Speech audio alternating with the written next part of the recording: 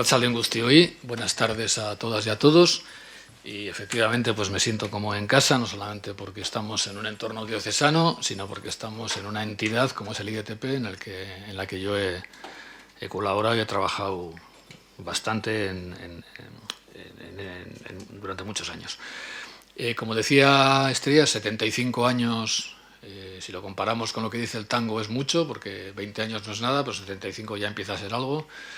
Pero si lo comparamos con la edad de mi ama, que tiene 91, está plenamente activa y estas cosas, pues en fin, es casi como una chavala, ¿no? Pero bueno, 75 años, aunque biográficamente, cronológicamente, orgánicamente, pues pueda no significar lo mismo, lo cierto es que no solamente es que en nuestra diócesis es 75 años más mayor que cuando se fundó, cuando se erigió, sino que en estos 75 años han pasado muchas cosas dentro y fuera de la diócesis.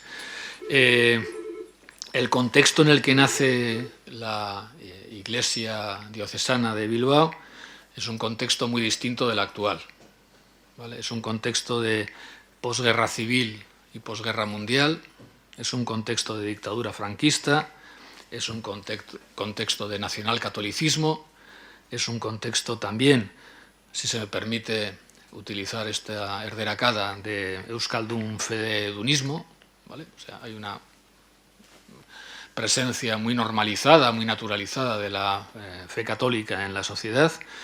Esto desde la perspectiva política y cultural, desde la perspectiva socioeconómica, pues también la realidad era muy distinta en aquel momento. Estamos con una demografía explosiva, creciente, en esos años y sobre todo en los años posteriores, bueno, en los años 50, 75, fruto de la inmigración interna, pero también luego por el crecimiento vegetativo, pues en los años 60 pues va a ser mi generación, que nos llaman los boomers y las boomers, porque somos las hijas y los hijos del baby boom. De pronto pues crecimos mucho, y también era una sociedad, lo diré así, habría que matizarlo mucho desde la sociología, pero bueno, con bastante homogeneidad, ¿vale? Había poco pluralismo, o al menos había poco pluralismo abiertamente expresado, ¿no? Las sociedades siempre son plurales, son diversas, pero es verdad que no se expresaba con la fuerza con la que se expresa hoy. Bueno, es evidente, y no voy a hacer comparaciones, que todo esto es muy diferente de cómo somos en la actualidad, ¿no? Por tanto, el contexto ha cambiado mucho. También nosotras hemos cambiado mucho internamente. Los años 50 a 60 y poco podemos decir que son la época dorada del catolicismo en España y desde luego en Euskadi, ¿no?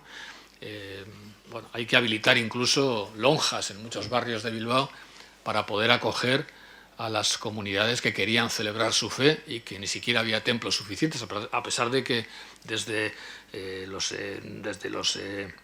50 hasta los 70 y tantos, pues se construyeron un montón de templos nuevos en Bilbao, ¿no? A mí me suele gustar recordar que en el año 67 un sociólogo y sacerdote, Rogelio Duo Castella, que hace un estudio sobre el catolicismo en España, escribe lo siguiente sobre la fe en lo que en aquel entonces se llamaba en la sociología española los países vasconavarros o la región vasconavarra. Duo Castella escribe lo siguiente. Habla de la existencia de una vivencia religiosa intensísima y muy homogénea en la región vasconavarra, con una fisura en la zona industrial de Bilbao. Él lo que detecta en su estudio de la sociología religiosa, que en los distintos territorios de Vizcaya la asistencia a la misa dominical, por ejemplo, oscilaba entre el 75% y el 100%. Y que solo en la zona del Gran Bilbao, más ligada a lo industrial, pues aproximadamente un 54% cumplían con la misa dominical. Pero lo que él descubre es una vivencia religiosa intensísima y muy homogénea. Esto lo escribe en el año 67. Sé que esto es tirar piedras sobre el tejado de mi profesión, que es la sociología, pero desde luego, en fin, pues sabemos lo que pasó a partir del 68, 69 y 70, ¿vale? Que esta vivencia religiosa intensísima y muy homogénea salta por los aires, ¿vale? El caso es que ese es el contexto en el que se va construyendo nuestra diócesis, ¿no? Y por tanto vamos cambiando mucho internamente. No, la cuestión no solamente es que haya envejecido o se haya hecho mayor la diócesis, sino que nos hemos hecho mayores también nosotras y nosotros. Y al mismo tiempo que nos hemos hecho mayores, pues igual también nos hemos hecho más pequeñas o más pequeños, menos presentes, no lo sé. No sé si somos tantas como éramos en aquel momento, seguramente ahora sobran iglesias. Bueno, ha habido un cambio también del propio sujeto diocesano, ¿no? En todo caso, a mí me toca reflexionar más sobre la relación que hemos tenido con el mundo, ¿no? Y claro, en estos 75 años, como decía, además de pasarnos cosas a nosotras y a nosotros, han pasado muchas cosas fuera, ¿no? ¿Qué han pasado en Vizcaya en estos 75 años? Pues bueno, me harían falta más que 20 minutos para poder hacer una crónica más o menos aproximada, ¿no? Pero selecciono algunos fenómenos que me parece que son particularmente relevantes. Pues en estos 75 años hemos vivido una intensísima migración interior que dobló la población de Vizcaya. Entre los años 50 y 75, decenas de miles de personas vinieron a Vizcaya procedentes de muchos lugares de España para ganarse la vida. Y acabaron integrándose en esta sociedad y contribuyendo a construir la Vizcaya y la Euskadi que hoy somos, ¿no? En esa época también hay movimientos antifranquistas muy poderosos. En esa época también hay una transición a la democracia. En esa época también se produce una terrible crisis industrial. Emergen con muchísima fuerza lo que se empezó a llamar las nuevas pobrezas, luego la exclusión social.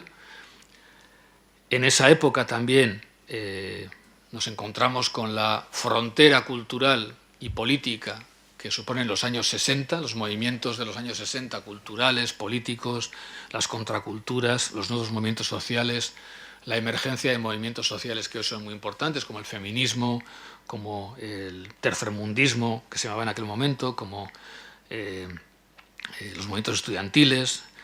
¿Qué más cosas pasan? Ya más recientemente, desde los años 2000, pues estamos viviendo otro proceso de inmigración, en este caso extranjera, que también está volviendo a modificar la fisonomía, pero no el alma, de la sociedad vizcaína y vasca, ¿no? Y luego, pues bueno, hemos vivido también variadísimas crisis de todo tipo, ¿no? Guerras, hambrunas en el exterior, pobrezas en el sur, pandemias, crisis económicas. Bueno, han pasado muchas cosas. Y claro, la pregunta que se supone que yo tenía que responder y a la que estoy dando largas para no entrar en ella, como podéis comprobar perfectamente, espero con un poco de habilidad, pero creo que ya me habréis cazado, es, vale, ¿y cómo hemos respondido a esto, ¿no? Claro, ¿y ahora qué digo yo a esto? O sea, ¿cómo hemos respondido quiénes? Porque cada una y cada uno seguramente tendremos nuestra propia historia y diremos, pues yo a esto respondí así, cuando pasaba esto estaba ahí, cuando pasaba esto otro todavía era muy pequeña, o cuando pasaba esto pues no me enteré por lo que sea, o tal igual. Cada una tenemos seguramente nuestra propia valoración, ¿no? En todo caso, para poder responder a cómo ha respondido la Iglesia diocesana a esta situación, pues habría que buscar algún criterio de valoración. Y a mí pues se me ha ocurrido tirar de un criterio que para mí me parece bastante relevante y que ya lo siento, pero no es un criterio sociológico estrictamente, aunque también tiene una lectura sociológica. Y es el criterio que nos da el Evangelio de Juan en el capítulo 17, versículos 14 a 16. Bueno, en ese Evangelio podemos leer lo siguiente.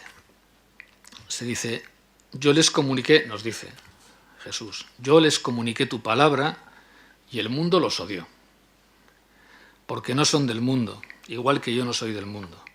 No pido que los saques del mundo, sino que los libres del maligno.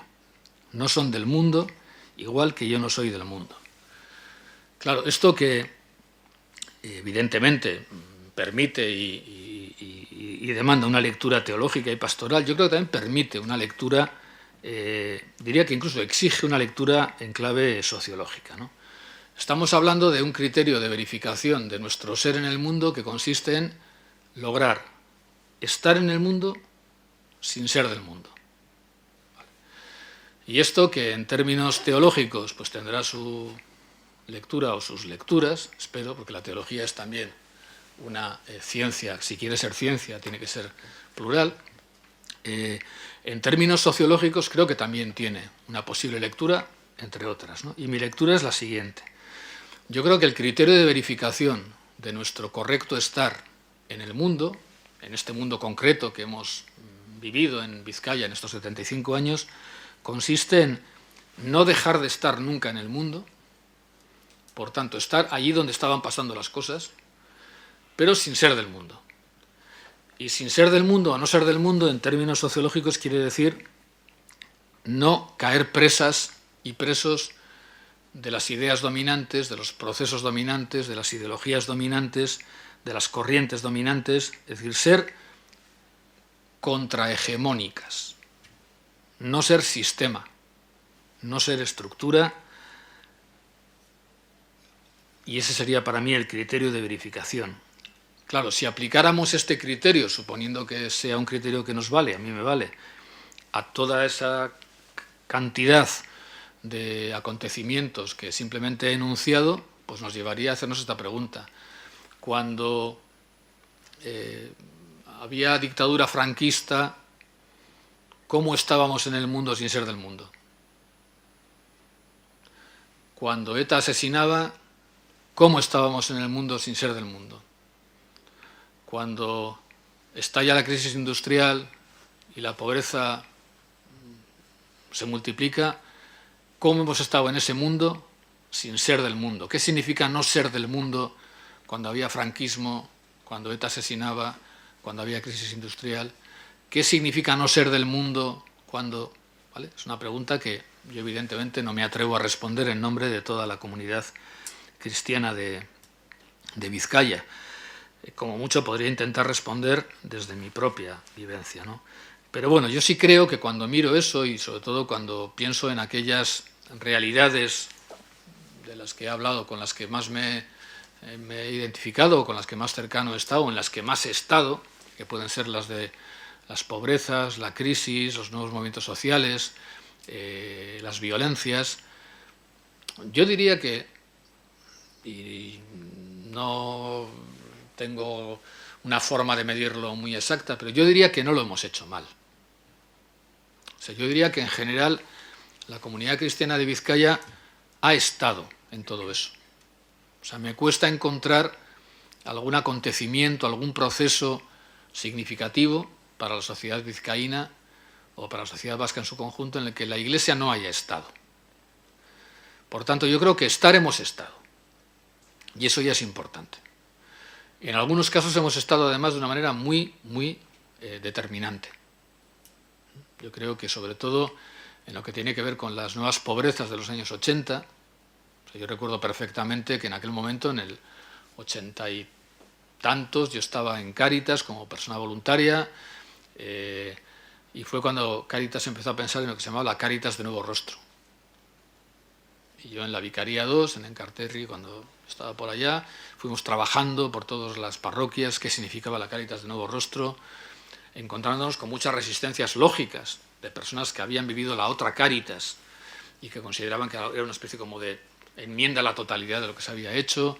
Costó mucho, pero rápidamente Cáritas dijo, efectivamente, hasta ahora hemos hecho cosas que ya no hay que hacer, porque ahora va a surgir una ley de lucha contra la pobreza, va a surgir un ingreso mínimo familiar, luego ingreso mínimo de inserción. O sea, ahí hubo todo un proceso de estar muy bien, pero además estando en el mundo, pero sin convertirse en institución, en gobierno vasco. Diciendo, bueno, vamos a buscar otras posibilidades de actuar. El empleo, no sé qué, no sé cuántos, ¿no? En el tema de las violencias creo que también la Iglesia vasca ha estado razonablemente bien situada. Podremos encontrar cada uno y cada uno pues sus más y sus menos, pues igual tenía que haber estado más presente en este momento, en esta dirección. Yo creo que no lo hemos hecho mal. En fin, con los temas de la inmigración estatal, sin duda, con la inmigración extranjera creo que también. ¿Dónde vería yo el lugar en el que más... también alguna vez hemos estado en el mundo siendo del mundo, a veces hemos reproducido también discursos del poder, discursos de la dominación, sin duda. Pero ¿dónde encuentro yo tal vez el hueco más grande o el espacio más grande en el que no sé si nos hemos situado bien? Porque igual tampoco es tan fácil hacerlo, ¿vale? pues es justamente en esos cambios culturales, cosmovisionales, de modos de vida que se producen a partir de finales de los 60. Esas nuevas culturas, esas nuevas expresiones de identidad, esas nuevas formas de vivir la libertad, la vida, la identidad, la sexualidad, eso que hemos llamado los nuevos movimientos sociales. Bueno, yo creo que ahí la Iglesia ha estado demasiado a la defensiva. Nos ha costado, y nos está costando todavía, abrirnos a un mundo donde bueno, pues la idea de emancipación personal se convierte en una clave fundamental, con todos los riesgos que tiene también, pero también con todas las riquezas que tiene, ¿no? Y yo conectaría con esto justamente para decir por dónde creo que podemos o que tenemos que ir como comunidad cristiana, ¿no? Y otra vez, pues perdón, y que me perdonen los doctores que tiene la Santa Madre Iglesia en esta sala, pero otra vez voy a recurrir a una lectura sociológica de los Evangelios, ¿no? Por el libro de los Hechos de los Apóstoles sabemos que la primera vez que los discípulos de Cristo y las discípulas de Cristo recibieron el nombre de cristianos no fue en Jerusalén, fue en Antioquía. Nacimos en Jerusalén, pero nos convertimos en cristianos ante el mundo en Antioquía.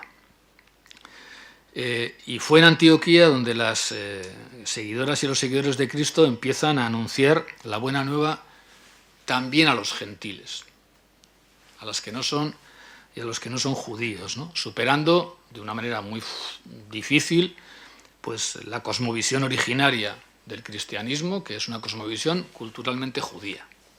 ¿Vale? ¿Y por qué destaco esto? Pues porque Antioquía era, iba a decir, lo antagónico a Jerusalén. ¿Vale? Jerusalén era una ciudad judía, una pequeña ciudad judía, aunque tenía pues alrededor de 55.000 habitantes, que es mucho en aquella época, pero Antioquía era la tercera ciudad del Imperio romano. Era la tercera ciudad en habitantes después de Roma y de Alejandría, ¿no? Se calculan, según algunas fuentes que analizan los orígenes del cristianismo antiguo, que tenía como 500.000 de habitantes, más que Bilbao. ¿Vale? Era una ciudad potente, plural, diversa, y fue ahí en Antioquía donde las primeras cristianas y los primeros cristianos se encuentran con el pluralismo y deben afrontar la primera experiencia de aculturación o de inculturación. Y no fue fácil. Como sabemos perfectamente, la difusión del cristianismo en Antioquía, entre los llamados gentiles, entre quienes no eran culturalmente judías y judíos, pues plantea la cuestión del papel que deben jugar las normas originarias, culturales, de las comunidades cristianas, que son normas mosaicas, que son normas de cultura judía, como la circuncisión, por ejemplo, u otras, ¿no? Normas que eran absolutamente ajenas a la cosmovisión griega, que era la que predominaba en Antioquía, y de lo que también nos habla pues Hechos en el capítulo 15, ¿no? Eran normas esenciales para las primeras cristianas y cristianos de origen judío, eran esenciales, no podían concebir vivir sin aplicar esas normas, ¿no? Pero eran normas extrañas a la comunidad, a las personas a las que querían incorporar en la comunidad, ¿no? Y por eso pues la controversia de Antioquía se va a reproducir con mucha dureza en Jerusalén, nos lo cuenta Hechos también, y Gálatas, por ejemplo, nos describe la profunda tensión que había en aquel momento entre Pedro, que era proclive a judaizar Antioquía, y Pablo, que apuesta por inculturarse en una cultura distinta, ¿no? El resultado fue, como sabemos, el Concilio de Jerusalén, y hay una carta apostólica que surge de ese concilio que dice lo siguiente: nos hemos enterado de que algunos de los nuestros, sin nuestra autorización, han ido a turbaros y angustiaros con sus discursos. Se lo dicen a las cristianas y cristianos de Antioquía. Es decisión del Espíritu Santo y nuestra no imponeros más carga que estas cosas indispensables: absteneros de alimentos ofrecidos a los ídolos, de sangre, de animales estrangulados y de la fornicación. Haréis bien en absteneros de ello. Adiós. Es decir, ni circuncisión, ni no sé qué, no sé cuántos, que son de nuestra tradición, de nuestro origen, pero que no se pueden, con las cuales no podemos dialogar con el mundo de Antioquía, ¿no? Y hay un teólogo chileno, Pablo Richard, que tiene un trabajo sobre los orígenes del cristianismo en Antioquía, y él escribe lo siguiente, y con esto termino.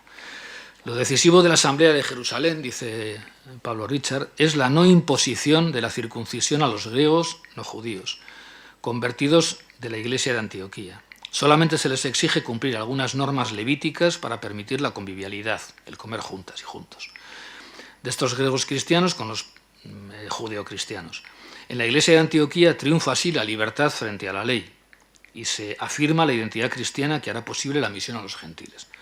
Bueno, pues yo creo que justamente lo que nos toca ahora, con 75 años, pero que no son nada, es volver a Antioquía, sentir que Jerusalén ha quedado atrás hace 75 años y tenemos que desarrollar en esta nueva sociedad, mucho más plural y más diversa, pues nuestra misión de evangelización y de humanización. Y eso es lo que quería compartir con vosotras y vosotros.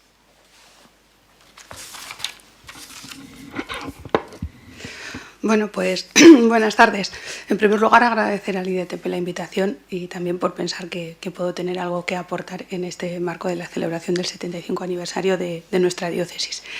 Lo que me toca, que es esto de cómo hacer la propuesta del Evangelio, ¿no? El hacer un poco una mirada, pues así a la hora de pensar un poco en qué compartir con vosotras y con vosotros, pues me surgía así como un pequeño título, ¿no? Yo creo que en estos 75 años hemos pasado de transmitir la fe a anunciarla. En ese marco que nos describía también antes Imanol, que tiene que ver con cómo ha cambiado ese contexto de nuestra diócesis en los últimos años, ¿no? Si nos miramos, pues, si me vais a permitir así un símil futbolístico, ¿no? Pero cuando estamos hablando de eso de transmitir la fe, yo creo que en este momento en Vizcaya transmitir la fe, la única que se transmite es eso de la fe en el Athletic de Bilbao. Y me explico. Cuando una criatura nace en el seno de una familia, en muchas, ¿no? Eso de la camiseta del Athletic ya está ahí, ¿no? Y enseguida también eso de te llevo al campo, te canto la canción. Bueno, pues eso, si hay algún ejemplo de transmisión hoy, puede ser ese. Pero si estamos hablando de la fe, de creer en Dios, de creer en la propuesta que nos hace de vida Jesús de Nazaret, ahí estamos hablando de que lo que tenemos que hacer es anunciar. Porque eso ya de transmitir mi experiencia personal, pues sí que existe, sí que se da, pero realmente pues eso ya no sucede de la misma manera que ocurría antes, ¿no? A la hora de plantear un poco todo esto, yo decía, bueno, esto es un tema muy amplio, ¿no? Y entonces decía, bueno, pues me voy a fijar así como en tres momentos distintos, ¿no? Y tiraba un poco de álbum familiar y decía, bueno, pues me puedo centrar en cuál fue ese proceso en el que estuvieron más pues mis aitas o algunos de mis tíos más jóvenes, el que ha sido mi propio proceso y el que veo hoy, en el que me toca sobre todo hoy desde esa responsabilidad de la delegación de anuncio y catequesis. Pues yo me fijaba un poco en cómo era esto del anuncio, de la propuesta del Evangelio en los tiempos esos, ¿no? Estamos hablando, como decía Imanol, en los años 50 sobre todo y principalmente, y claro, ahí él lo ha descrito muy bien, ¿no? Estábamos hablando de una sociedad religiosa. Todo el mundo pasaba por sistema por los procesos en las parroquias. Era algo que no se discutía, estaba ahí y era pues una experiencia que vivíamos todos. Era así en aquellos años. Lo que teníamos eran unos procesos de catequesis, pues evidentemente absolutamente diferentes a los que vivimos ahí, ¿no? Entonces muchos de los que estáis aquí vais a catequesis o a la doctrina, ¿no? Y además muchos de vosotros y de vosotras también habrán recibido la catequesis en la sacristía de la parroquia, porque además quien normalmente se encargaba también de hacer ese ejercicio de anunciar el Evangelio, de formar, de hacer los procesos de iniciación cristiana en aquel momento era el sacerdote, ¿no? Yo no sé, pero en mi casa, por ejemplo, suele haber un recuerdo muy especial. En este caso es una anécdota que protagonizaba mi aita. Decían que era muy bueno, pero tenía unas ideas muy ocurrentes y se metía en muchos líos. Y hasta hace poco, y está por casa guardada hace poco, hace no mucho, apareció un certificado maravilloso de don Clemente, el cura que entonces estaba en Basauri, certificando el ejemplar comportamiento de mi padre en la catequesis. Aquello, pues ya os digo, sigue ahí en un cajón, con lo cual se ha guardado como un tesoro, ¿no? Pero bueno, eso sí que refleja también la importancia que tenía también ese espacio eclesial y la referencia que suponía en aquellos momentos. Luego la manera de vivir también, ¿no? La Eucaristía era un espacio como lugar de encuentro en el que, como bien ha descrito Imanol, pues casi pasaban lista, no el sacerdote desde el ambón, pero sí de alguna manera todo el mundo tenía controlado, ¿no? Quién iba y quién no iba a la Eucaristía, y en la mayor, sobre todo en los pueblos más pequeños, eso era algo que estaba ahí, ¿no? Pero bueno, pues por un lado esa formación que se recibía de esa manera y luego el espacio también de la de la Eucaristía. Durante estos tiempos, bueno, era algo que estaba también, el anuncio de la propuesta de la fe, estaba muy centrado en los procesos que tenían que ver con lo sacramental y bueno, pues también te encontrabas que muchas veces se recibía la confirmación antes que la primera comunión y que muchas veces lo que se aprovechaba era que el obispo pasaba por el lugar y entonces, bueno, pues todos los menores pues recibían el tema del sacramento de la confirmación porque no se sabía cuándo iba a pasar otra vez. Bueno, esa era la manera de hacer en aquellos tiempos, ¿no? Como os decía, eran unos procesos que estaban muy centrados fundamentalmente en lo sacramental y en alguna dimensión también, ¿no? O sea, en dos dimensiones también muy concretas, lo que tiene que ver con la dimensión catequética, es decir, eso que hay que saber de la fe, y en la dimensión comunitaria, no sé si tanto la comunitaria como la celebrativa, ¿no? La participación en la celebración de la Eucaristía. Lo que nos pasa también muchas veces es que cuando miramos al pasado siempre pensamos aquello de que cualquier tiempo fue mejor, ¿no? Que las cosas se hacían mejor. Pero si echamos un poco un vistazo y miramos a las personas de aquellos tiempos que hoy están en nuestras comunidades, que andarán por la setentena más o menos, 70, 75, pues resulta que nos encontramos que muchas de aquellas personas sí que maduraron su fe, pero al mismo tiempo fueron más allá y también fueron viviendo esa experiencia de Dios y se fueron encontrando en espacios en los que fueron viviendo esa experiencia de Dios. Y si echamos un vistazo, pues muchas de esas personas hoy son el sostén de nuestras comunidades cristianas. No hace falta más que, seguro que os digo 3 nombres y os salen de esta generación en la lista rapidito, ¿no? Pero también es cierto que si echamos la vista hacia atrás, también hay otras muchas personas que no están. Y también en el fondo de todo esto está quizá pues porque no se dieron en ese momento las propuestas o no se tropezaron con las propuestas de decir párate un poquito y vamos a ver si puedes ahondar en esto de tener experiencia de Dios. Bueno, pues ahí es una mirada a aquel tiempo al que a veces pues le miramos también así como con muchísima nostalgia, ¿no? Así ese segundo momento en el que yo me fijaba para compartir con vosotros este rato, pues tiene más que ver con toda esa generación más de los 70, los 80, que es bueno la que está más vinculada a la que ha sido mi propio proceso personal, ¿no? Es verdad que ahí ya tenemos una sociedad todavía religiosa, pero en la que se empiezan a dar algunos cambios. Y si los que sois de mi generación, yo tengo 52, me echáis un vistazo para atrás, aquello ya se empezaba a ver algún compañero o compañera de clase que no hacía la primera comunión y aquello era un escándalo, ¿no? Era algo que no se podía entender, pero es verdad, pero es una sociedad todavía muy religiosa, ¿no? Se empiezan a producir, es verdad, que dentro de unos cambios, que eso también va unido pues, al Vaticano II, al Concilio, y bueno, va unido a esos cambios también que se van produciendo en el seno de la Iglesia aquí en Vizcaya, ¿no? Y ya, por ejemplo, nos encontramos con que en esto de la catequesis de infancia ya no es algo que está solo en la sacristía y es un espacio en el que empiezan a aparecer otras personas de referencia para hacer la propuesta de la fe. Y curiosamente la mayoría de ellas eran mujeres. Porque si a la gente de mi generación os pregunto que quién fue vuestra catequista en la etapa de infancia, pues probablemente os saldrá que fue vuestra madre, que fue vuestra tía, que fue la vecina o que fue la amiga de alguna amiga. La madre de alguna amiga, quiero decir, ¿no? Al final fue un espacio en el que poco a poco hubo mujeres que fueron apareciendo en ese espacio de la catequesis de infancia, se hicieron responsables y se encargaron de llevar a cabo todo eso. También es el tiempo en el que, si os pido que hagáis memoria y os acordáis de aquellos libros que eran uno naranja, otro era azul, otro era morado, ¿no? Eran nuestros libros de catequesis en el que lo que hacía era aprendíamos el catecismo y muchas veces era un ejercicio también de llevar la lección para que en la siguiente sesión de catequesis te tomaban la lección. Yo no sé vosotras, a mí me tocó alguna vez copiar 50 veces lo que no me había estudiado, ¿no? Es una manera también que está muy fundamentada en lo que es la dimensión catequética, es decir, lo que había que saber de la fe. No era tanto como no era un proceso todavía en el que se buscaba más como trabajar esa experiencia de Dios en los procesos de iniciación cristiana. También el espacio de la Eucaristía todavía era un lugar que tenía un peso específico grande, era un espacio compartido en el que ibas normalmente en familia. En mi caso solíamos ir más con ama que con aita. Con aita paseábamos luego, pero con quien íbamos era con ama.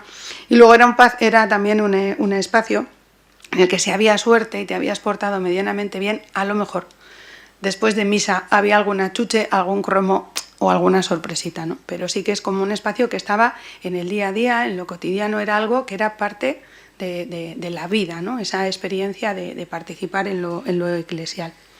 La presencia del sacerdote en los ámbitos más del catequesis de infancia pues se fue saliendo de ahí y bueno, pues tenía especial relevancia pues en los momentos de la celebración y también en la excursión de fin de curso de la catequesis, que tenía también su punto, ¿no? Es cuando se empieza a trabajar también ahí eso de que la catequesis también es algo más, ¿no? Poquito a poco algunos de nosotros fuimos experimentando todo eso. Donde también se producen cambios importantes es en lo que fueron los procesos de adolescencia y de juventud. La Confir, ¿no? Que era a lo que se nos convocaba y a lo que nosotros acudíamos. Aquí ya empieza también a haber un pequeño cambio de mirada, ¿no? Primero porque muchos de nosotras y nosotros tuvimos la suerte ya también de ser acompañados por otras personas jóvenes, ¿no? Es donde empieza esa frase que todavía hoy utilizamos y que le damos un valor muy importante, y es el hecho de que haya jóvenes acompañando a jóvenes.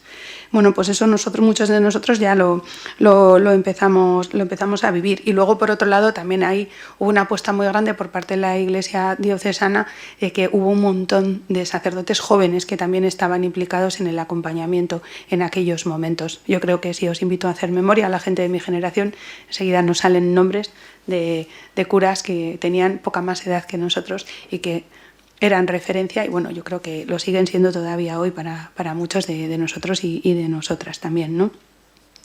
Por otro lado, también nos encontramos con que, más allá de lo que era esa convocatoria al proceso de confirmación, que, como os decía, empieza a tener algunos cambios, también la Iglesia sigue siendo espacio de encuentro, ¿no? Es el sitio al que vas y siempre te encuentras con tus iguales, con alguien, gente con la que has compartido, con la que compartes no solo lo que vives ahí en la iglesia, sino lo que vives también en el día a día y en la calle, ¿no?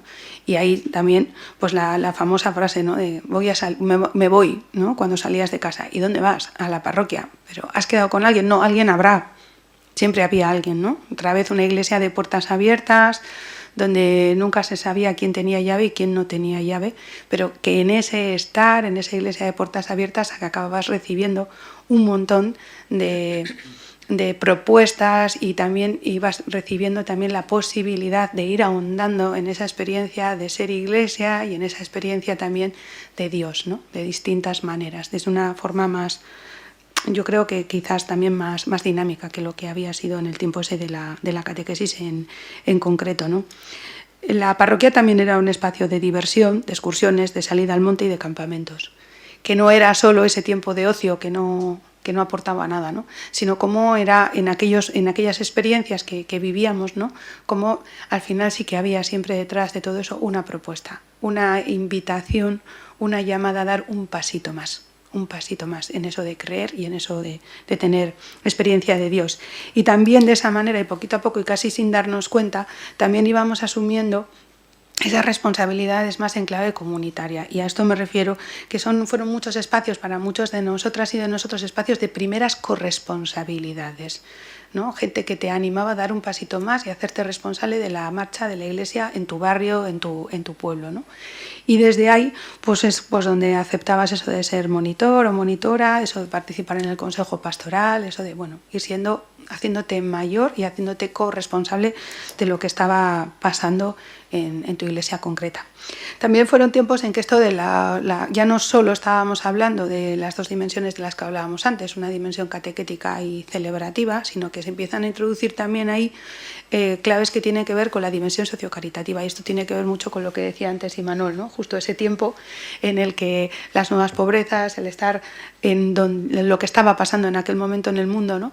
Pues como dentro de los procesos de iniciación cristiana y en la etapa de confirmación, como muchos de nosotras y de nosotros, al final se acababa haciendo esa lectura de qué es lo que estaba pasando en el barrio, dónde estaban las necesidades, y desde ahí había propuestas, ¿no? Este es otro elemento también que nos ayuda también a ahondar en eso de que la fe no es solo algo que está ahí, sino que es algo que me pasa por el corazón y que me lleva también a ponerme en marcha y a transformar el mundo desde las claves que nos propone Jesús de Nazaret. Esos son elementos que están pasando, pero aquí nos vuelve a pasar lo mismo que nos pasaba antes, ¿no? Cuando queremos mirar ese pasado. Y entonces preguntamos, pues ¿dónde están los montones de personas que se confirmaron con nosotros en aquellos años? ¿No? Bueno, a veces esto de que es exitoso en los procesos del anuncio del Evangelio, pues también que corremos el peligro de mirar al pasado y mirar con añoranza y dices, bueno, ni todo fue tan malo, ni todo es tan bueno, ni bueno, pues ahí hay un ejercicio, ¿no? Pero yo aquí sí me gustaría poner en valor que, y esto es, en este momento, como Iglesia, lo que nos encontramos es ante ese montón de baby boomers que tenemos ahí, que están a punto de jubilarse. Están a punto de jubilarse ese montón de baby boomers, ¿no? Muchos de ellos con experiencia en esto de la fe. Bueno, pues he vivido hace mucho tiempo, bueno, pero yo hoy lo planteo en forma de pregunta. ¿Y esto no es un reto para la Iglesia en Vizcaya hoy? El decir, ¿y cómo vamos a ser capaces de llegar a todo ese montón de personas que hoy, los baby boomers, que hoy se jubilan, que van a tener más tiempo para muchas cosas, no tenemos nada que ofrecerles hoy en la Iglesia de Vizcaya? Bueno, lo planteo ahí como pregunta a la que tendremos que responder, ¿no? Y en el hoy, que a veces lo que nos pasa es que se ve todo así como muy, muy difícil y todo muy, muy negro, ¿no? Y lo que nos pasa a veces es que nos creemos un poquito el ombligo del mundo, ¿no? Y es lo que digo, pues sí, hoy anunciar el Evangelio pues es complicado, sí, pues porque vivimos en una sociedad laica, muy plural y muy abierta. Pero también lo digo siempre, otros lo tuvieron peor. A los primeros cristianos se los comían los leones.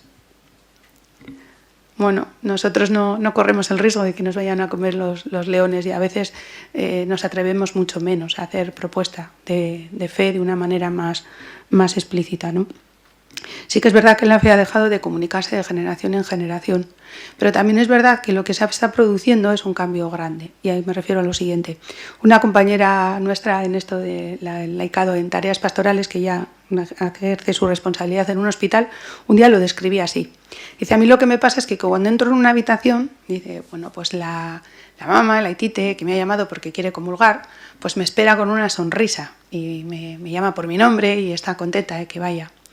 Dice, me pasa también que si miro a su hija o a su hijo, me mira así con la cara un poco rara, como diciendo, ya están estos aquí. Dice, pero lo que me pasa también es que si tengo la suerte de que esté un nieto o una nieta, alguien que tiene pues esa franja de edad más joven hoy, menos de 20 años, dice, me mira con cara de curiosidad y se pregunta, ¿y qué es eso redondito que le está dando de comer esta señora a mi mamá? ¿Qué quiere decir con esto? Que yo creo que estamos en un tiempo de oportunidades. Ahí hemos pasado ese tiempo quizás de muchas etiquetas, de muchos prejuicios, y ahora estamos en un tiempo en el que, para bien o para mal, la gente no sabe nada de Dios. Y eso sí que es verdad que yo, por lo menos, y me podréis llamar así como que soy demasiado optimista, pero yo sí creo que ahí se abren oportunidades nuevas para poder hablar de Dios y para poder hacer una propuesta de la fe. Es verdad, lo que os decía, ¿no? Hay muchas personas que no tienen ni noticias ni experiencia de Dios. Y eso obviamente nos obliga también a cambiar nosotros nuestra manera de proponer la fe. A veces lo que pasa es que nos bloqueamos un poco, porque cambiar siempre cuesta, siempre es difícil, ¿no? Salir del esto siempre lo hemos hecho así. Pero realmente en este momento no queda más que ponerse en marcha, ¿no? Y sobre todo yo creo que mirar con ilusión, asumir con ilusión un reto, y yo lo ponía así, ¿no? Yo creo que el reto al que hoy nos tenemos que enfrentar, pero con ilusión y con alegría, es al de ver cómo si somos capaces de generar procesos que favorezcan que las personas se pregunten por Dios y que además elijan creer en Él. Yo sí creo que hay una clave desde las que tenemos que trabajar y en las que nos tenemos que poner en marcha, pero desde claves diferentes, ¿no? En primer lugar, yo creo que lo que más nos cuesta es asumir este nuevo contexto cultural en el que tenemos que anunciar la fe. Podemos enfadarnos porque no se dan las condiciones necesarias, pero primero asumir que nos toca expandir, comunicar y compartir el mensaje de Jesús, su buena noticia, en este contexto de hoy. Y no enfadarnos con lo que hay, sino decir, es lo que hay, y aquí es donde me toca anunciar. Esa es la primera una.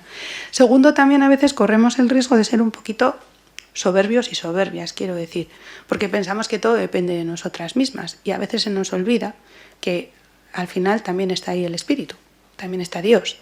Entonces, bueno, sentir, ¿no? En ese hacer y en eso que vayamos haciendo, yo creo que ahí hay otro reto, el cómo ser capaces de sentirnos alentados también por Dios en este hacer que hacemos hoy.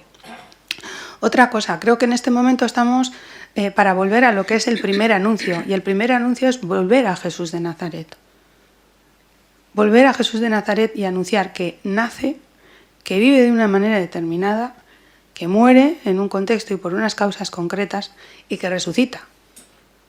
Es donde tenemos que centrarnos y volver a rescatar esa figura de Jesús y centrar nuestros procesos y nuestra propuesta desde esas claves. También hay otro elemento que es muy importante y es el elemento de la coherencia, y es decir, tenemos que dar testimonio. Yo lo siento mucho, si mañana sacamos, el domingo que viene sacamos una foto en todas las parroquias de Vizcaya, no sé yo qué alegría se va a ver reflejada en ellas. Creo que eso también es un reto. El decir, ¿cómo yo voy a dar testimonio de que esto que creo a mí me hace ser una persona más plena? Y luego también cómo esto que creo me ayuda a vivir de una manera más plena y mojarme con la realidad concreta en la que vivo. Creo que ahí también hay elementos importantes. Y finalmente yo creo que también hay como dos cuestiones más. Uno, el tema de tejer red, hacer equipo y ser comunidad. La unión nos va a hacer más fuertes. A veces miramos, somos menos y nos entra una tristeza horrorosa. Bueno, somos menos quizás en la parroquia de San Juan Bautista de Vasoselay, que es la mía de referencia. Pero la llamada es a ir viendo cómo construyo con redes con otros cristianos y cristianas en el pueblo de Basauri. Eso también es un reto actual y donde también creo que podemos tener margen de futuro a la hora de poder decir y cómo vamos a anunciar el Evangelio. Y el reto gordo, yo creo que al que tenemos que enfrentarnos también es que al final esto se trata de generar experiencia de Dios. Y voy a acabar así como con dos claves. Yo creo que hoy es necesario pensar en que tenemos que, en esto del anuncio del Evangelio, hay como dos cuestiones. Uno, el tema de la espiritualidad misionera. Es decir, yo hoy estoy aquí en tierra de misión, en mi pueblo, en mi entorno, en mi familia, en mi escalera, esa es mi tierra de misión. ¿Y cómo puedo yo empezar aquí a dar testimonio o a anunciar, a hacer una propuesta? Primero, a partir de mi experiencia de fe, de la mía. No hay que saber, no hay que tener 400 tratados de teología para anunciar. Tengo que partir de mi experiencia concreta. Yo creo en Dios así y creo a Dios y creo en Dios por esto y por esto y lo que yo siento y atreverme a compartirla con los demás en los pequeños gestos y en las pequeñas cosas concretitas. Pero esa es una de las claves, el tema de la espiritualidad misionera. Y luego también una espiritualidad de lo slow, quiero decir, de lo lento. En este mundo de velocidades a tope, creo que como Iglesia tendríamos que, en primer lugar, poner en valor esos espacios de interioridad, de mirarme, de pensar, de respirar, de saber qué es lo que siento, ¿no? Procesos también en lo que seamos capaces de captar lo invisible, de captar lo que a priori no se ve, ¿no? Y aquí el reto de ponernos las gafas de ver a Dios también en lo que pasa, que las llevamos un poco sucias, pero está ahí, ¿no? Y el valor también de lo lento, de lo profundo y de lo perdurable.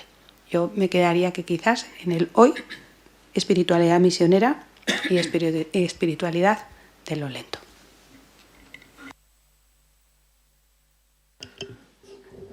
Bueno, Gerora Begira, Iglesia y tejido comunitario es lo que me toca a mí.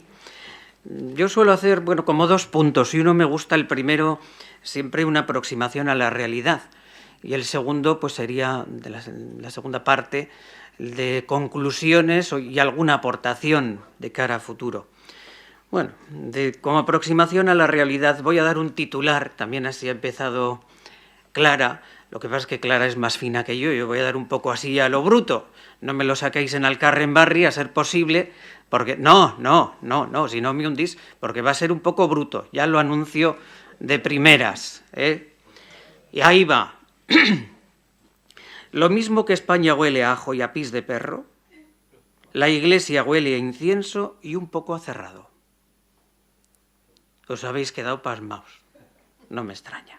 Y es verdad que España huele a ajo. Yo cuando bajo del piso donde vivo, todas las mañanas huele a ajo, y cuando vuelvo de la parroquia a última hora de la tarde-noche, huele a ajo. Sigue, hay cosas que no cambian, ¿eh? Siempre parecido. Esto también dicen que lo contaba Isabel la Católica y que Victoria Beckham que se quejaban de que España huele a ajo. Yo también, tengo un poco herencia de una de mis abuelas que también odiaba el ajo, entonces pues tengo un poco manía. Y lo del pis de perro, ¿qué os voy a decir? Lo siento por quien tenga perro, pero vamos, a mí no soporto, Y siempre, todas las mañanitas, hay algún charquito de más, aunque no ha llovido, Hay algún charquito cerquita de la puerta de casa y delante de la puerta de la parroquia también, siempre los hay. Bueno, por cierta analogía, pues una iglesia de incienso, el incienso es para adorar, efectivamente, una iglesia que adora, una iglesia que glorifica y alaba al Señor, pero también el incienso servía para disimular olores, eso también es verdad. Y luego, pues un poco olor a cerrado tiene la iglesia, pues sí, esto tampoco me gusta mucho. Estamos en un tiempo de cambio de época y estamos sufriendo pues distintas metamorfosis, un cambio cultural, antropológico, de lenguajes, de comunicación y también socioambiental. El reto, por tanto, es crear un futuro mejor. Todos estos cambios se entiende que los vamos a hacer y vamos a aprovecharlos para crear un futuro mejor, si no, ¿para qué? Bueno, en cualquier caso, antes de mirar al futuro, pues hay que mirar al pasado y también al presente. Yo no me voy a ir a los inicios de los 75 años, me he quedado un poco más hacia acá, porque pues tampoco se puede contar todo. Yo he marcado varios hitos en el camino de la Iglesia Diocesana de Bilbao. Uno es la Asamblea Diocesana, del año 1984 al 87, que ha sido y sigue todavía esta asamblea colea, salen conversaciones, una asamblea muy loada por muchos, pero también pues muy denostada por otros. Yo no recuerdo absolutamente nada de esa asamblea. Yo era pequeño. Tú tienes 52, yo tengo 51, de lo poco que no ha dicho Estrella, 51 años. Bueno, yo no recuerdo absolutamente nada de la asamblea, ¿no? Yo soy ochentero, podría decir, porque, bueno, nacido en el 73, pero uno cuando empieza a tener un poco de conciencia de algo es ya en los 80, ¿no? Yo soy ochentero, pero de los de la canción. La noche entera, una noche ochentera, hay una cola que tela, pero ven con quien quieras. Wow. ¿No os la sabéis? Ah, menos mal, estáis en el mundo. Bueno, yo soy más de esa canción ochentera que de la asamblea ochentera, claro. Yo no he vivido, por tanto, de esa asamblea, pero sí he vivido sus efectos. Yo creo que en mi parroquia de San Ignacio de Algorta se recibió, a su manera, recibieron los frutos de la asamblea y las conclusiones de la asamblea, que después, con el tiempo, sí he tenido ocasión de leer, de trabajar en el seminario, también en el IDTP. Recuerdo, Belén Rodero, yo creo que fue por lo menos el día que vine yo, era la que habló de estas cosas de la asamblea, y sí, yo creo que me ha permitido ser un poco permeable, he marcado un poco mi carácter, esa asamblea o los frutos de esa asamblea me han permitido ser un poco permeable ante la realidad, ante los acontecimientos de la Iglesia, permeable ante las opiniones de los otros y permeable en mi modo de ser y de creer.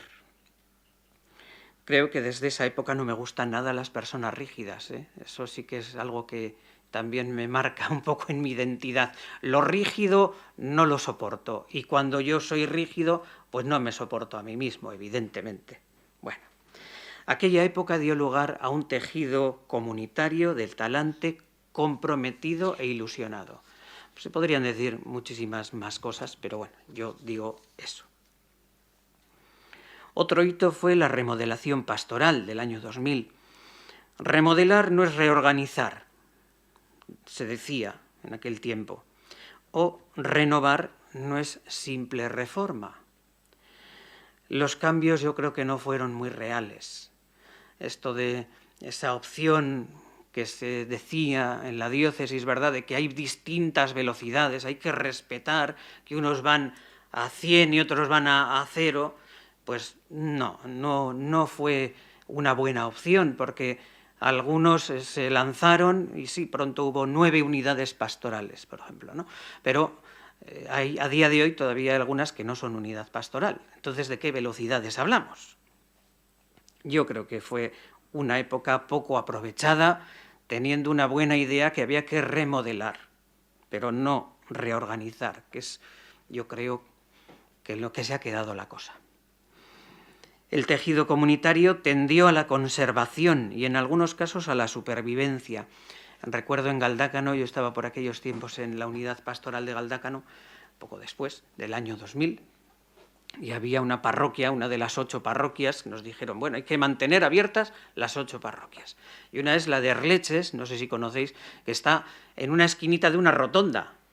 No es que está un poquito más allá, no, está en la esquina de la rotonda. Yo estaba celebrando un funeral, es una iglesia pequeña, y el autobús paraba en la puerta, entonces casi los que bajaban podían dar el pésame a la familia, porque estaban, a una nada, ¿no? Entonces aquella iglesia había que pensar qué hacíamos allí, ¿no? Entonces, cualquier mínimo cambio, por ejemplo, en agosto, que les decíamos, quisiéramos cerrar para poder tener las vacaciones, los curas, un poco así, de unos cuantos días, bueno, pues al domingo siguiente había una manifestación allí con 80 personas, cuando normalmente iban 10. Tenían miedo de que se les podía cerrar y nosotros queremos sobrevivir. Entonces había avalancha de gente, luego el domingo siguiente, después de esa avalancha, ya venían los 10 de siempre. Pero por si acaso, pues traemos a todos y a ver qué pasa. Mala época, esos años de la remodelación pastoral, no se les sacó partido. Ya un poco en el presente está el 6º Plan Diocesano de Evangelización, 2022-2027. El lema lo conocemos, la fuerza del testimonio, lecu en lecuco, daréis testimonio porque estáis conmigo, que tiene unos fines muy claros y unos medios concretos y efectivos, aunque en esto estamos divididos. Casualidad, ahora se está hablando, el Consejo de Presbiterios se va a trabajar, en el Consejo Pastoral Diocesano también, 6º Plan Diocesano de Evangelización, y hoy mismo hemos tenido aquí reunión de moderadores de las vicarías 3 y 7, ¿no? Y no está claro, para algunos no ha servido nada y para otros ha servido para mucho. O sea, no sé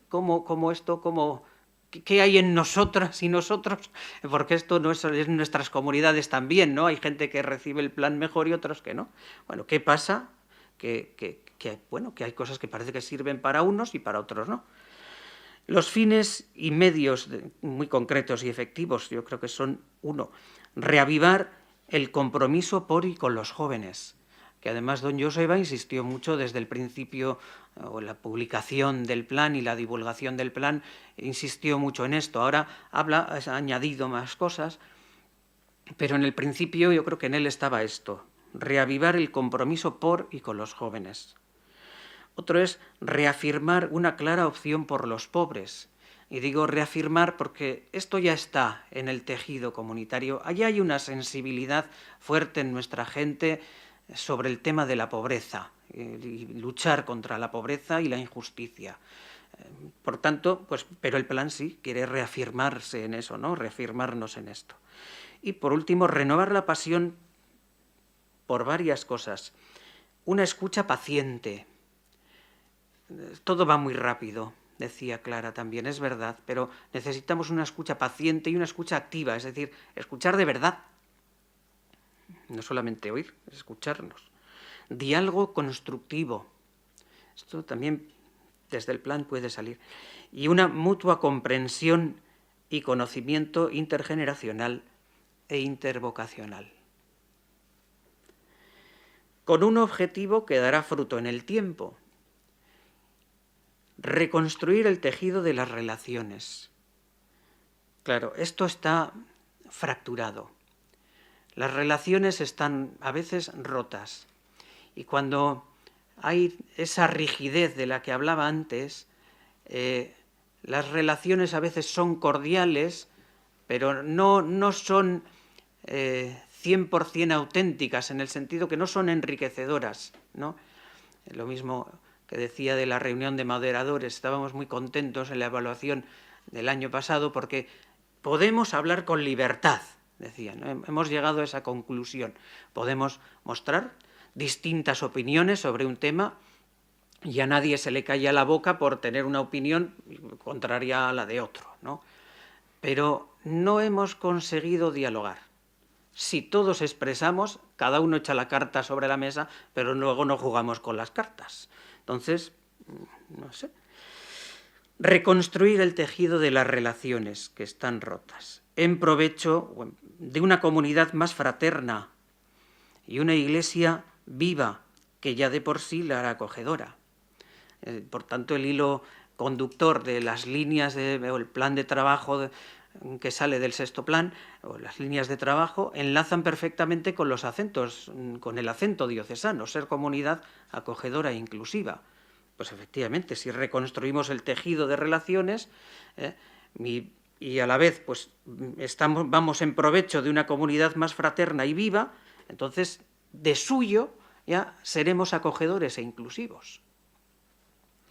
Digo que hay que reconstruir porque hay fracturas, hay una fractura vertical entre realidad y trascendencia, entre razón y corazón. Tenemos que abrirnos a horizontes nuevos. Hay una fractura también horizontal que se manifiesta entre generaciones, entre personas diferentes, de diferente origen, de diferente pensamiento, de diferente clase social. Y también hay una fractura entre culturas y pertenencias. ¿Tú de qué tribu eres? ¿Cuántas veces se oye esas cosas, no? ¿Tú de qué tribu eres? Y los más brutos, así como yo en el titular, dicen, ¿y tú de qué ganadería eres? ¿No? Bueno, pues estas cosas son fracturas que tenemos que ir solucionando. El segundo granito del tiempo presente y con proyección de futuro es la apuesta del sínodo 2021-2024, que tiene como uno de sus lemas y retos por una iglesia sinodal: comunión, participación y misión, con dos objetivos que darán fruto en el tiempo: descubrir y experimentar que este tiempo y el venidero es para hacerse cargo de que estamos inmersos en un proceso de escucha al pueblo de Dios, de diálogo y discernimiento para aclarar la voluntad de Dios para su pueblo. Descubrir y experimentar que en este tiempo y en el futuro tenemos que hacernos cargo. Hacerse cargo es eso, encargarse. Encargarse significa en este contexto lo siguiente: que hay que asumir la responsabilidad de la misión. Somos misión de amor, somos personas o una comunidad que anuncia una buena noticia, que primero se ha creído la propia comunidad, evidentemente. Si no, no hay testimonio auténtico. Por tanto, asumir la responsabilidad de la misión, asumir el cuidado de la comunidad, su vida y su actividad, asumir el control, en el buen sentido de la palabra lo digo, y además esto corresponde, lo que digo no es porque hable un cura, no corresponde a los curas, no es de toda la comunidad. Asumir el control, en el buen sentido de la palabra, de la Eucaristía, del anuncio, de la comunión y de la acción sociocaritativa, que a fin de cuentas pues son los 4 retos, los 4 pilares, las 4 grandes acciones.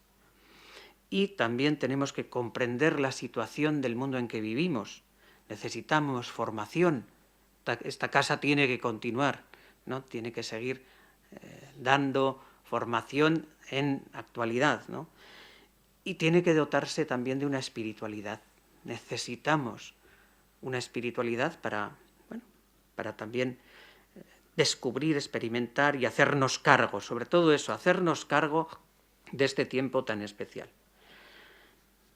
Y desde el proceso sinodal también, aparte del lema Caminar juntos, en la fase continental, que yo tuve la suerte de participar y me ha marcado un poquito, cuando estaba en el CPD y nos tocó trabajar a quienes estamos en el ejecutivo del CPD, nos tocó trabajar esto, y sí tenía una segunda parte, un lema también, un segundo lema muy interesante: ensancha el espacio de tu tienda. Se nos abren horizontes de esperanza para que cumplamos con la misión. Y esto de la tienda no es cualquier cosa, no es una expresión banal. La Iglesia es tienda, que se expande y se mueve. Y esta es la gran virtud que tiene la Iglesia, la forma cambiante. Pero curiosamente lo que para algunos es una grandísima virtud, esa forma cambiante que se expande, se mueve, se traslada, para otros es una grandísima dificultad. Los rígidos, que llamo yo así coloquialmente para mí, ¿no? La iglesia, la tienda, es morada espaciosa, pero no es homogénea. La tienda, la iglesia, es lugar capaz de cobijar a todos, pero es abierta, se puede entrar y salir. La tienda, la iglesia, avanza caminando juntos, con todos, al abrazo con el Padre. Y la iglesia, la tienda, da cabida a la diversidad. La pregunta es, ¿cuánto te resistes a los cambios? Esa es la cuestión, ¿no? ¿Cuánto nos estamos resistiendo también, ¿no?, a los cambios de hábitos, de costumbres, de mentalidad? Hablando un poco del sínodo en la asamblea de nuestra unidad pastoral San Ignacio el año pasado, les expliqué, ¿no?, pues a mi manera, les expliqué lo del sínodo y que tenía que marcar un poco, no solo el acento diocesano, sino el sínodo, ese espíritu del sínodo, tenía que marcar la asamblea y la asamblea, pues el curso y mucho más. Y una religiosa de 95 años con hábito hizo una síntesis maravillosa de lo que dije yo, de lo que conté yo en muchas más palabras. Dijo, 95 años, dijo, tenemos que escucharnos mucho, dialogar muchísimo más y cambiar de mentalidad. Religiosa con hábito, 95 años, ahora ya 96.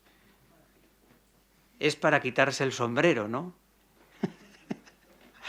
A mí me dio una grandísima lección y además pues ella hizo una síntesis estupenda. Me sigue sirviendo esta frase. Bueno, vamos a hacer un pequeño ejercicio. Tenéis que pintar ahí, como todos además habéis traído para apuntar, sois maravillosos, tenéis que pintar 9 puntos equidistantes, 9 puntitos, así.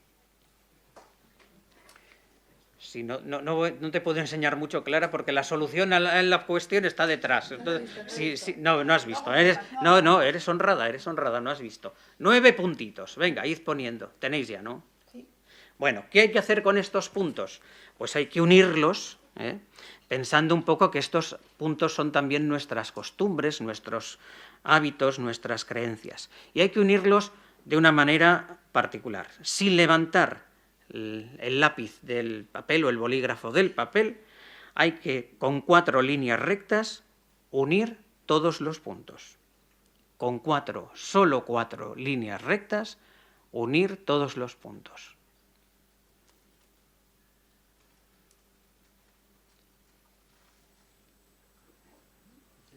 ¿Ya lo has hecho?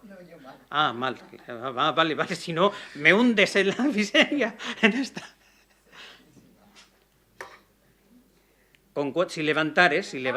Sin levantar, porque veo que Clara lo ha conseguido, pero ha levantado el lápiz o el bolígrafo del... No, sin levantar.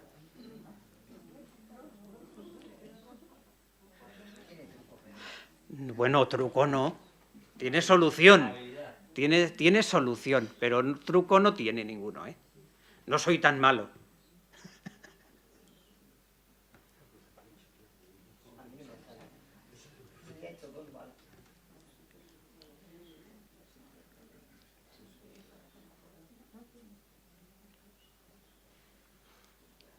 ¿Os doy una pista? Sí. Todos estáis, o bueno, digo los que alguno lo habrá sacado, ¿no?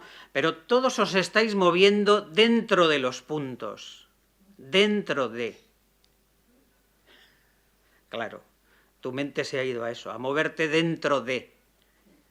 Pero si cambias de mentalidad, igual encuentras otro camino.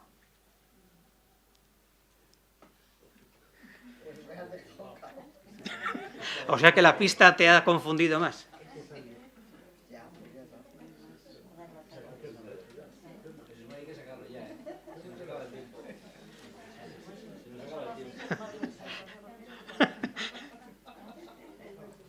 Bueno, ¿voy a dar la solución o así o qué? Sí. Bueno. Hay que salirse de los puntos. Bueno, la solución está aquí. Hay que salirse de los puntos para poder unir con 4 líneas rectas todos los 9 puntos. Claro, por aquí se ha salido. Pero claro, tú te movías siempre entre los 9 puntos. Cambia de mentalidad. Si no cambias de mentalidad, pues te quedas siempre entre lo mismo, en tus mismas costumbres, hábitos, siempre se ha hecho así, etcétera, etcétera. Bueno.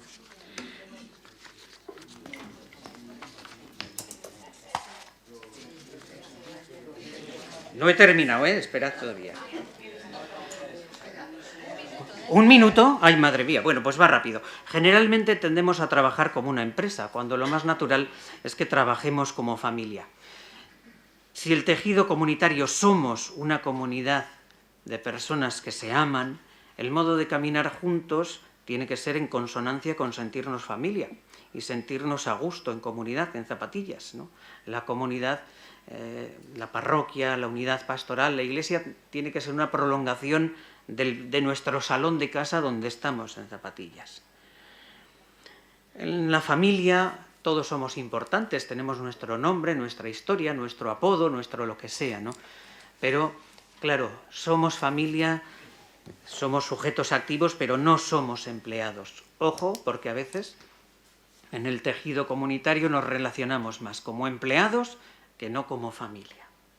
Las personas más valoradas, por tanto, en la comunidad tienen que ser, a mi juicio, las más creativas, las más ilusionadas, las que hagan de la comunidad un hogar. Las más valoradas tienen que ser aquellas que hacen hogueras, hacer hogueras donde se reunían, ¿no? Donde pensaban, o donde el ser humano dicen que empezó a pensar, organizar su pensamiento, donde se cuentan las historias, donde pues se sale juntos también de las dificultades, ¿no? Bueno, como me queda poco, voy directamente a las conclusiones y propuestas. Bueno, el tejido comunitario del futuro, pero apuntado ya hoy, tiene que ser sinodal, porque es nuestro modo de ser. No es un hacer o un empeño o un objetivo que, no. Es un modo de ser en la vida, diría también. La vida parroquial o vida de iglesia van de la mano, claro. Es nuestro modo de ser. Caminar juntos, juntas, escuchándonos más, dialogando mucho más y cambiando de mentalidad. El camino del futuro tiene en gran parte que ver con la sinodalidad y sobre cuánto se desarrolle esta. El tejido comunitario del futuro, pero apuntado ya hoy, como familia, tiene que crear alianzas para poder avanzar y conseguir cumplir los objetivos correctos. ¿Con quién me tengo que asociar yo para progresar y llevar adelante un proyecto? ¿No? Ponemos el proyecto, pero ¿no? ¿Con quién tengo que crear alianzas? El tejido comunitario del futuro, pero apuntado ya hoy, tiene que hacer de la comunidad un hogar. Tiene que avanzar y crear hogueras donde hablar, escuchar, dialogar, aprender y solucionar problemas. En una encuesta que nos enviaron a los curas y diáconos desde el Secretariado para el Ministerio Ordenado, nos preguntaron a ver en qué dedicábamos más tiempo o empeño en la labor pastoral, pues si al culto, a las obras, a Cáritas. Yo indiqué que a la comunión.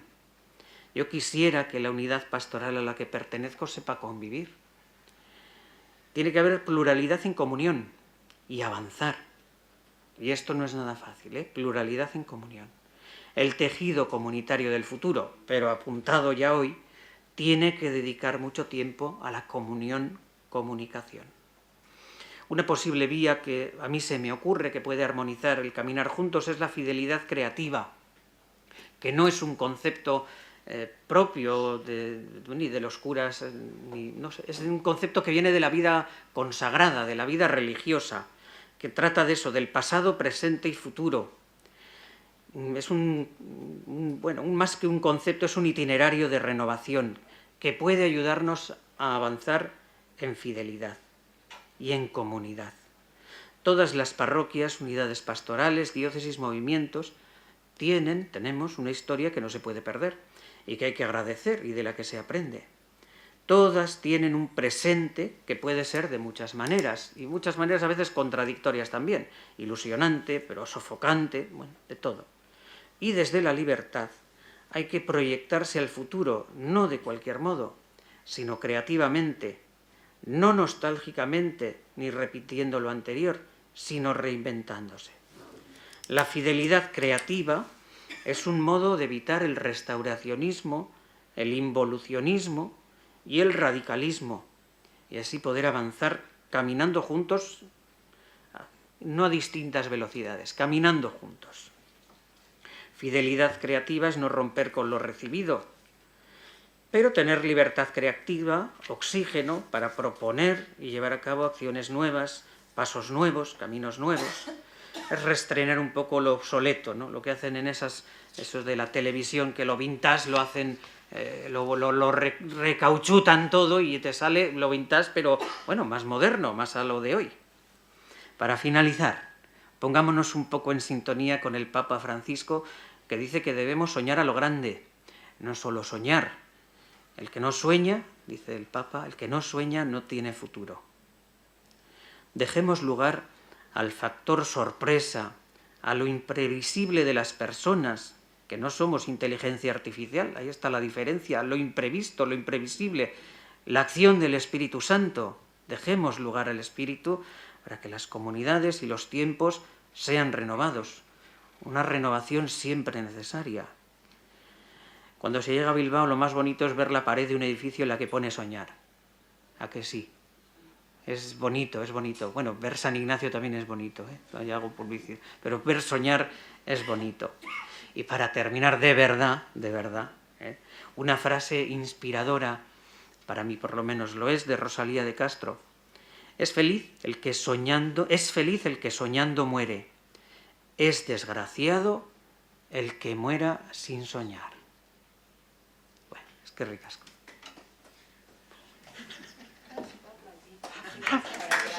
Al final.